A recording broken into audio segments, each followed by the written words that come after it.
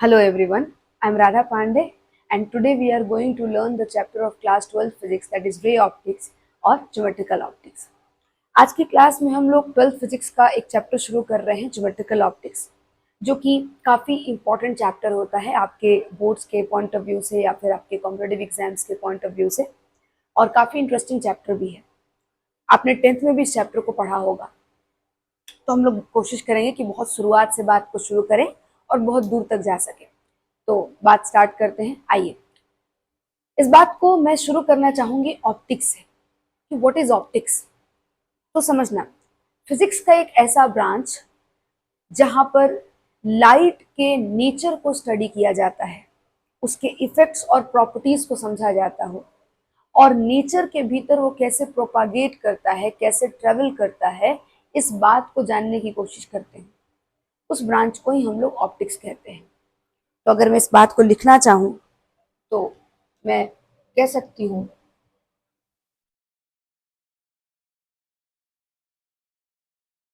देखना,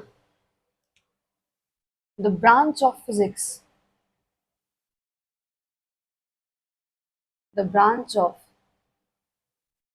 physics that deal with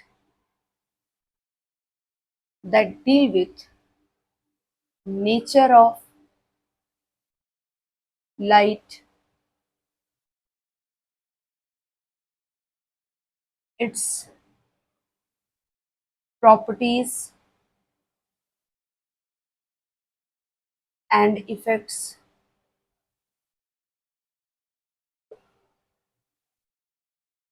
as well as as well as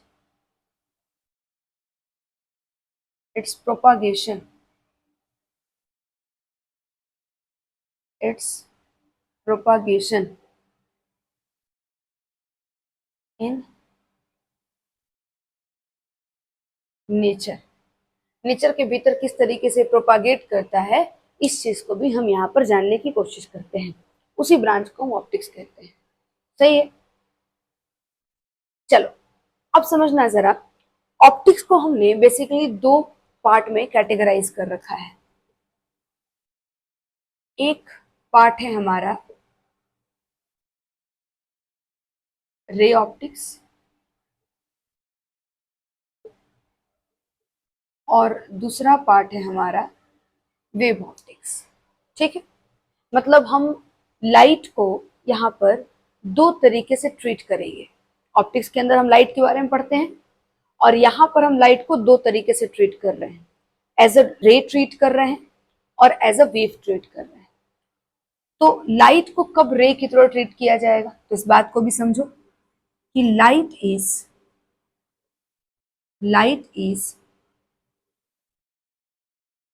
treated as a ray when the size of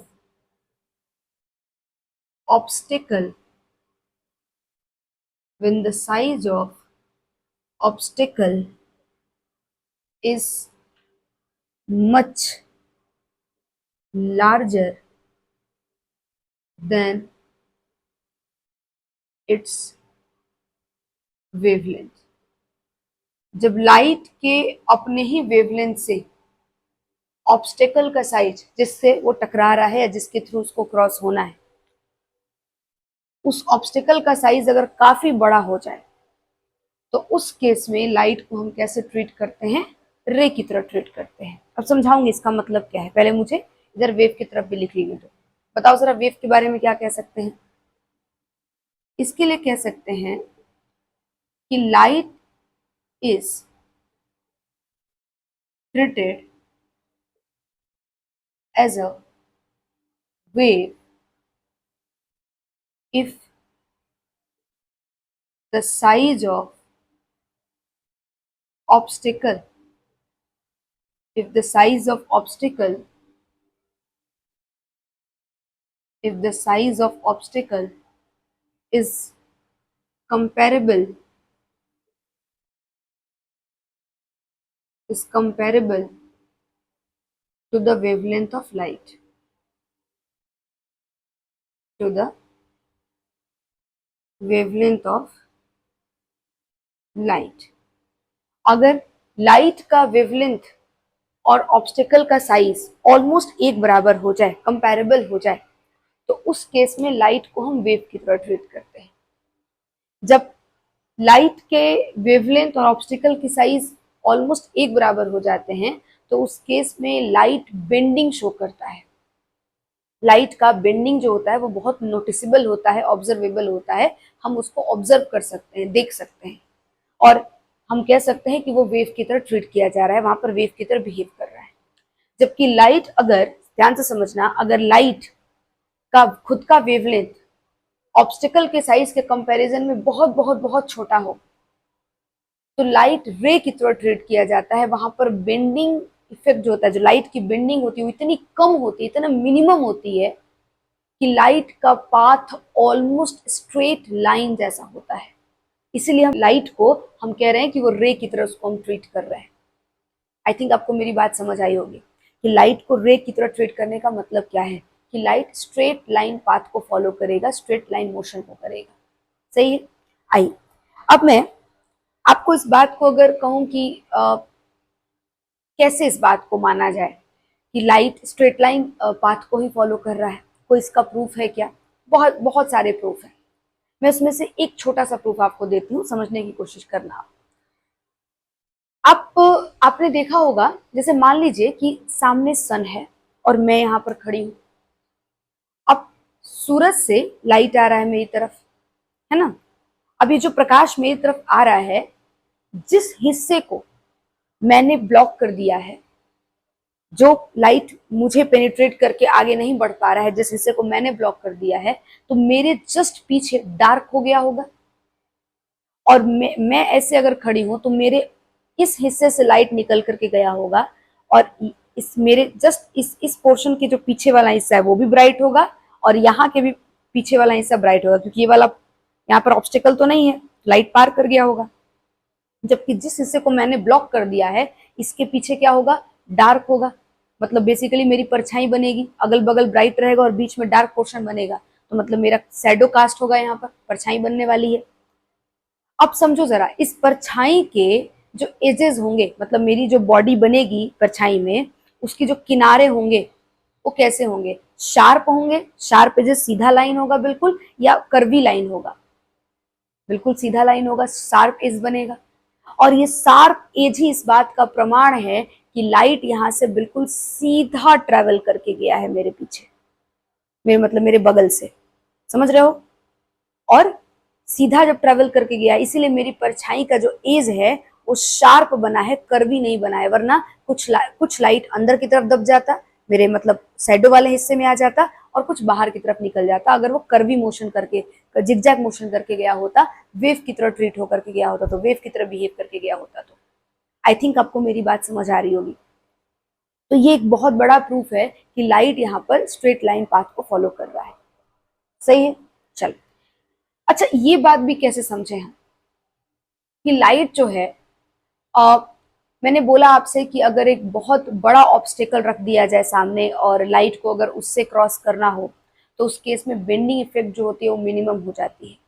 तो कैसे इस बात को समझे हम कि बेंडिंग इफेक्ट जो है वो मिनिमम हो जाएगी? अगर मैं यहाँ पे कहूँ आपसे, यहाँ का सेकेंड पॉइंट में लिख सकती हूँ कि अगर ये कंडीशन हो तो bending bending of light bending of light is minimum. Light का जो बेंडिंग होगा वो कैसा होगा? मिनिमम होगा। जबकि इस केस में जो लाइट की बेंडिंग होगी, bending of light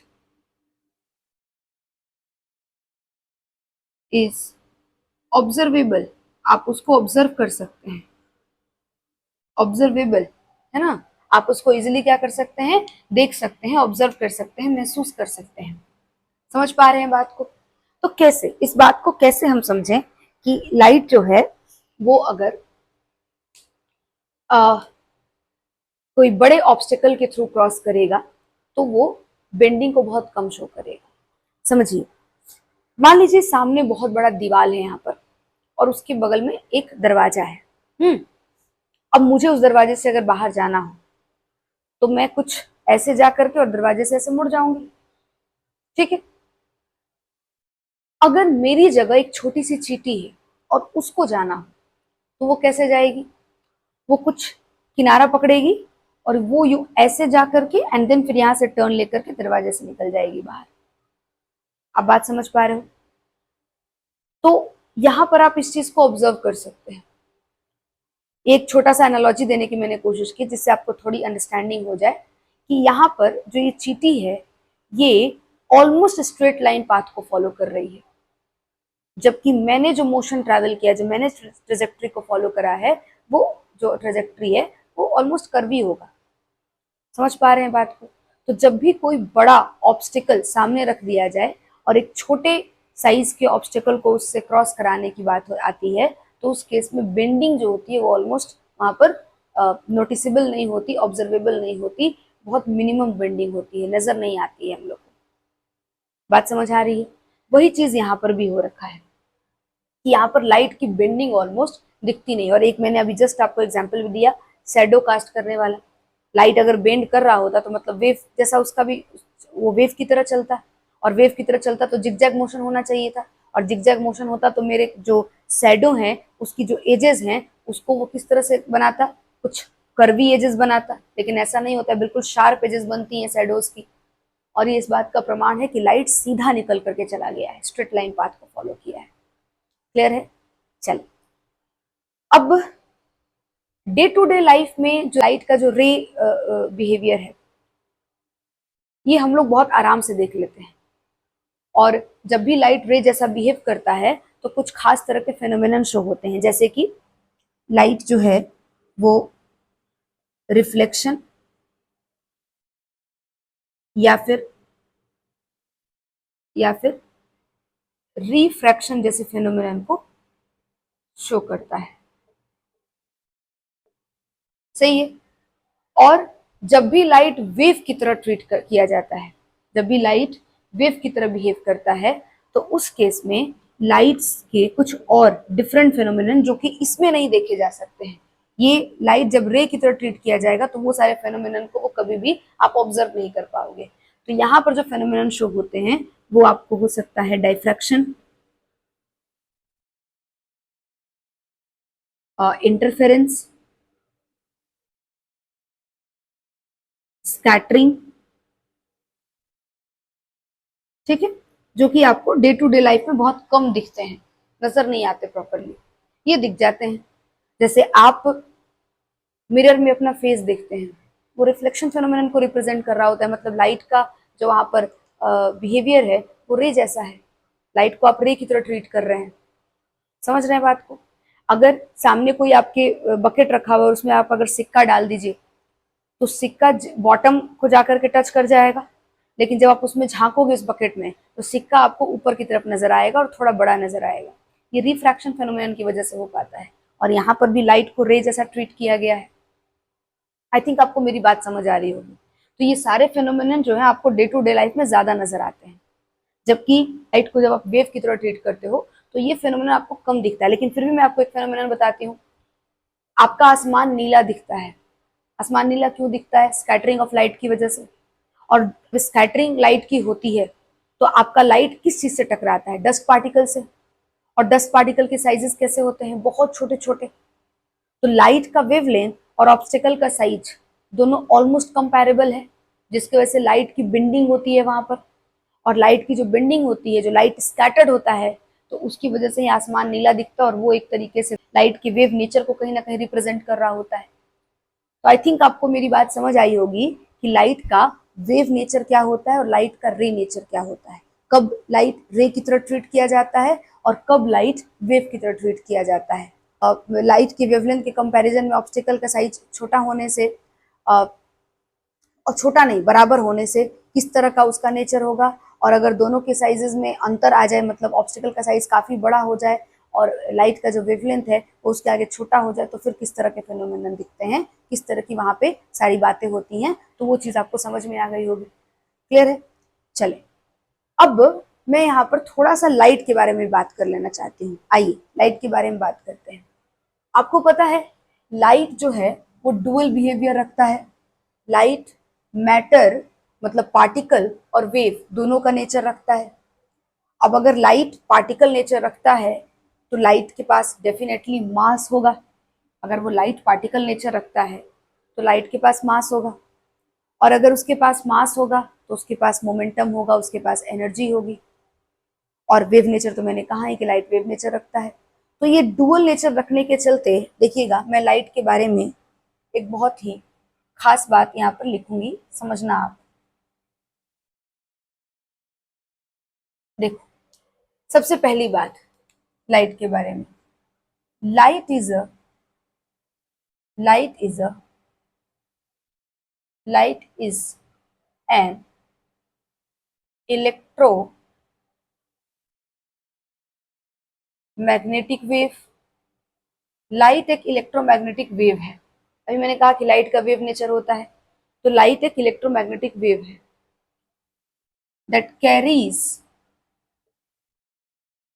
that carries energy and momentum। और अभी मैंने कहा कि इसका पार्टिकल नेचर भी होता है, तो उसकी वजह से इसके पास मास भी होगा, और अगर मास होगा तो वो एनर्जी और मोमेंटम जैसी प्रॉपर्टीज भी रखता होगा, मतलब ये सारी चीजें भी उसके पास होंगी। तो मैंने इसलिए इस लाइन को लिख लिया कि light is an electromagnetic wave that carries energy and momentum. सही है।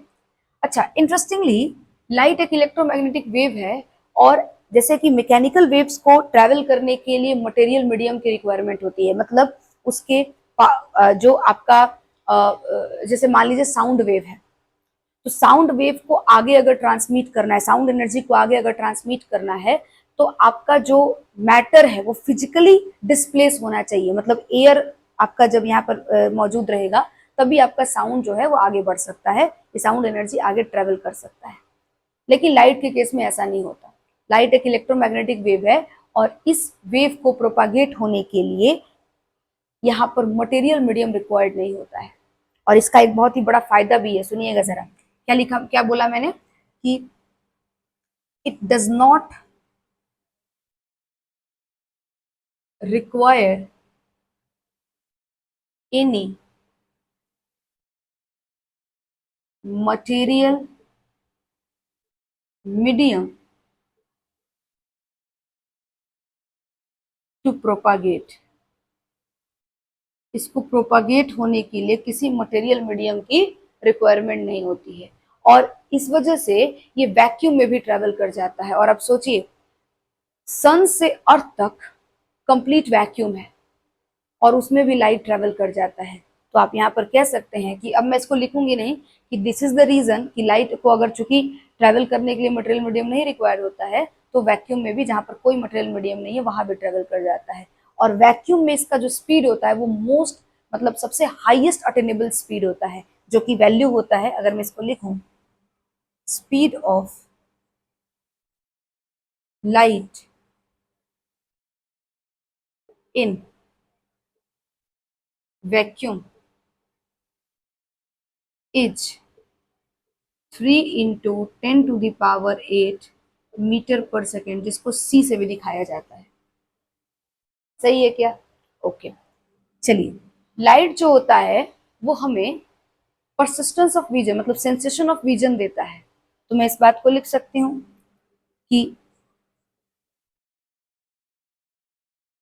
Gives us sensation of vision, ये हमें देखने की क्षमता देता है, मतलब ऑब्जेक्ट्स को विजिबल बनाता है हमारे लिए। ठीक है, तो gives us,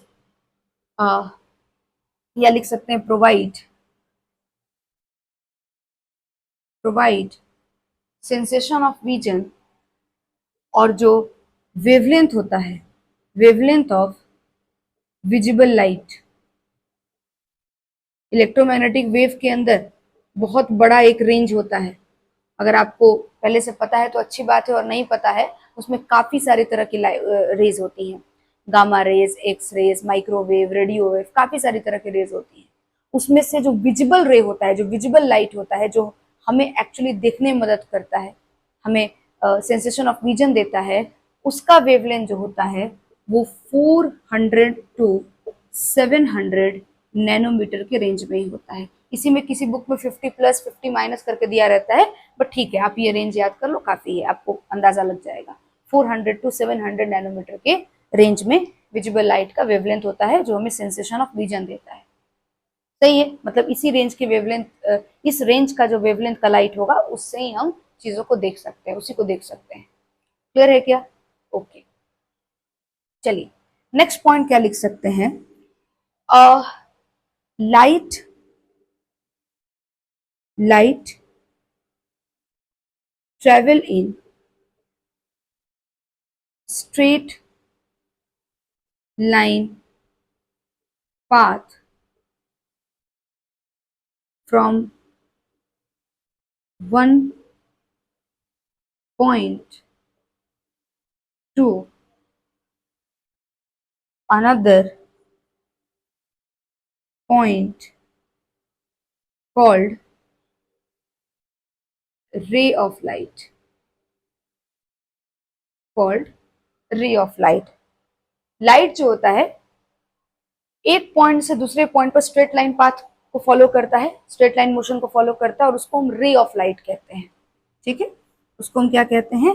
ray of light. और जब इस तरह का रे ऑफ लाइट अगर बंडल में आपको मिले, क्या बोला मैंने कि if rays of light, bundle of rays of light, if bundle of rays of light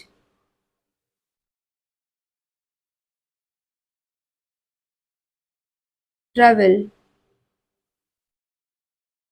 straight line path, travel in straight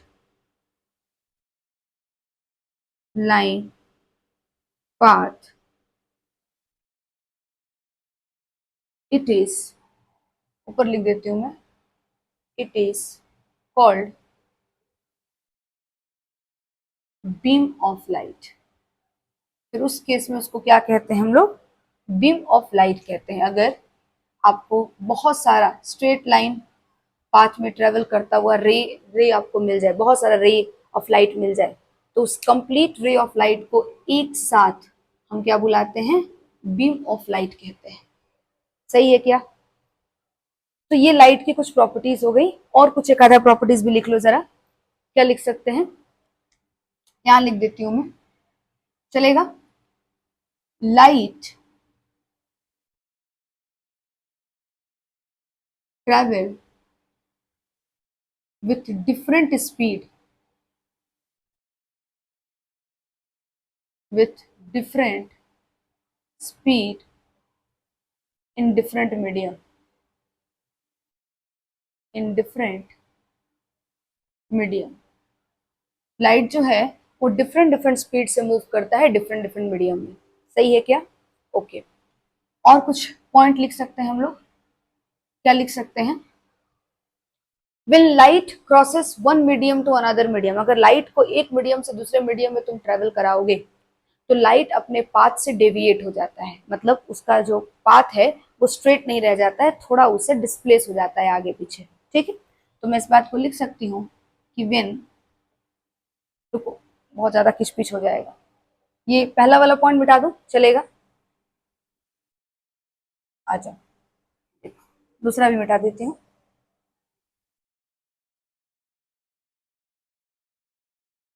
क्या लिख सकते हैं? When light travel from from one medium to another medium, it deviate it deviate from its path।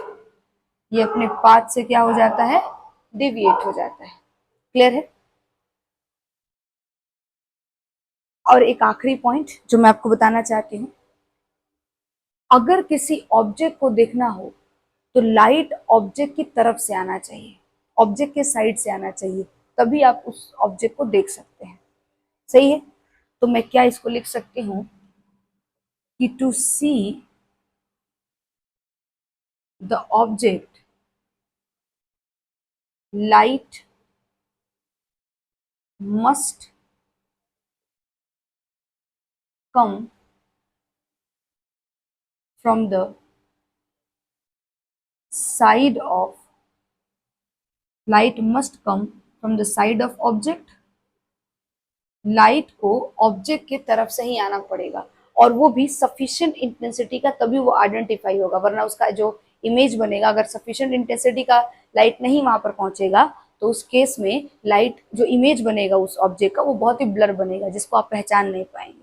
बात समझ पा रहे हैं? तो एक सफिशिएंट इंटेंसिटी का लाइट भी वहां पहुंचना चाहिए।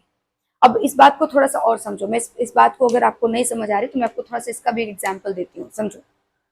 जैसे मान लो कि एक हॉल है और उसमें एक बंदा बैठा हुआ है और उसने सारे लाइट को अपने आसपास के ऑफ कर लिए हैं, ठीक है? और उस हॉल का जो गेट है उसके बाहर जो गली है, स्ट्रीट है, उसमें स्ट्रीट लाइट जल रहा है और वहां उसके स्ट्रीट लाइट के नीचे एक बंदा खड़ा है।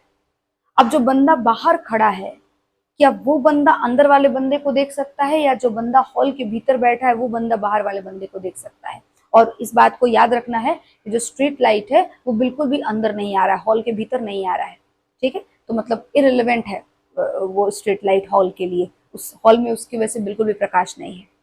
तो आप खुद से सोच के बताओ कि कौन किसको देख पाएगा? श्योरली जो बंदा अंदर बैठा है हॉल के वही देख सकता है बाहर वाले बंदे को, लेकिन जो बंदा बाहर खड़ा है वो कभी भी अंदर बैठे हुए बंदे को देख नहीं पाएगा। ऐसा क्यों? क्योंकि जो बंदा अंदर बैठा हुआ है उसकी तरफ से कोई भी लाइट वहां पर आपको क्या है, मौजूद नहीं है, कोई लाइट वहां प्रेजेंट नहीं है। अब इस बात को थोड़ा समझना, आपने बचपन में क्लास 8 और 10th में आपने लुमिनस ऑब्जेक्ट या लुमिनस सोर्स पढ़ा होगा। एक ऐसा सोर्स या एक ऐसा ऑब्जेक्ट जो अपना रेडिएशन खुद, अपना लाइट खुद रेडिएट आउट करता है, जिसका खुद का अपना लाइट होता है और उसको वो इमिट करता है, जैसे कि सन, जैसे कि इलेक्ट्रिक बल्ब, ये सब लाइट अपना खुद का रेडिएट आउट करती है। इसलिए इनको अगर देखना हो तो आसान है देखना कि इनसे लाइट निकल रहा है, वो लाइट हमारी आंखों पे आ रहा है और हमारे आंखों पे आने के बाद उसका इमेज बनता है और हम उसको पहचान जाते हैं कि भाई ये चीज है, ये सही है। लेकिन अगर जैसे मान लीजिए मुझे आप देख रहे हो या मैं अपने यहाँ सामने जो चीजें पड़ी हैं उसको देख पा रही हूँ, और मान लो मेरे सामने चेयर है और वो उसको मैं देख पा रही हूँ, तो चेयर तो लाइट नहीं देता है, लाइट उससे तो रेडिएट आउट नहीं होता है, फिर मैं उसको कैसे देख पा रही हूँ?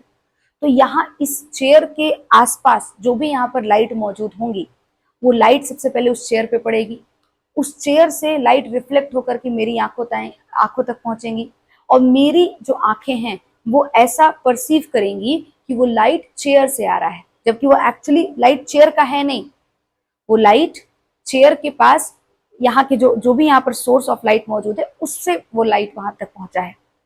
लेकिन जब मेरी आंखों तक रिफ्लेक्ट होकर के आएगा तो मुझे ऐसा परसीव होगा कि वो चेयर से वो लाइट आ रहा है, और उसके हिसाब से फिर इमेज बनेगा मेरे आंखों में, और उससे मुझे पता चलेगा कि मैं उसको आइडेंटिफाई करूंगी कि ये चेयर है। आप बात समझ आई आपको? तो या तो वो ऑब्जेक्ट खुद ही लाइट रेडिएट आउट करे, इमिट आउट करे, या फिर जो वहां पर आसपास में सोर्स ऑफ लाइट मौजूद है उसका लाइट उस पर पड़े और वहां से एक रिफ्लेक्शन आकर के मेरी आंखों पर उसका इमेज बन जाए। तो दोनों में से कोई भी एक चीज होना चाहिए। अब जो बंदा हॉल के भीतर बैठा हुआ है वहां आसपास में कोई लाइट नहीं, और अभी मैंने कहा कि स्ट्रीट लाइट बिल्कुल भी अंदर हॉल तक नहीं पेनिट्रेट कर पा रहा है, नहीं पहुंच पा रहा है, इररिलेवेंट है वहां के लिए। तो उस बंदे के आसपास बिल्कुल सोर्स ऑफ लाइट नहीं है कि वहां से कोई लाइट रेडी रिफ्लेक्ट आउट होकर के जो बाहर बंदा खड़ा है उसकी आंखों तक पहुंचे। इसलिए बाहर जो खड़ा बंदा है उसके लिए वो इनविजिबल है, उसको कभी भी वो नजर नहीं आएगा जो बंदा हॉल में बैठा हुआ है। जबकि जो बंदा बाहर खड़ा है वो उसको देखा जा सकता है, अंदर बंदा बैठा हुआ है उसको देख लेगा। समझ पा रहे हैं बात को? क्योंकि वहां स्ट्रीट लाइट है, उसके बॉडी से रिफ्लेक्ट होकर के लाइट आ रही है इसकी आंखों तक। तो आई थिंक आपको ये बात समझ में आ गई होगी कि किसी भी ऑब्जेक्ट को अगर देखना हो तो लाइट ऑब्जेक्ट से निकलना चाहिए या ऑब्जेक्ट की तरफ से आना चाहिए। क्लियर है क्या? ओके। तो ये जो आपकी मैंने यहाँ पर जो पॉइंट्स लिखे वो लाइट की प्रॉपर्टीज हो गई हैं, ठीक है? अब मिलते हैं नेक्स्ट वीडियो में और इसके आगे के टॉपिक को कवर करते हैं, रिफ्लेक्शन टॉपिक को, मतलब जो कि मेन टॉपिक है इस चैप्टर का, उसको शुरू करते हैं। Thank you.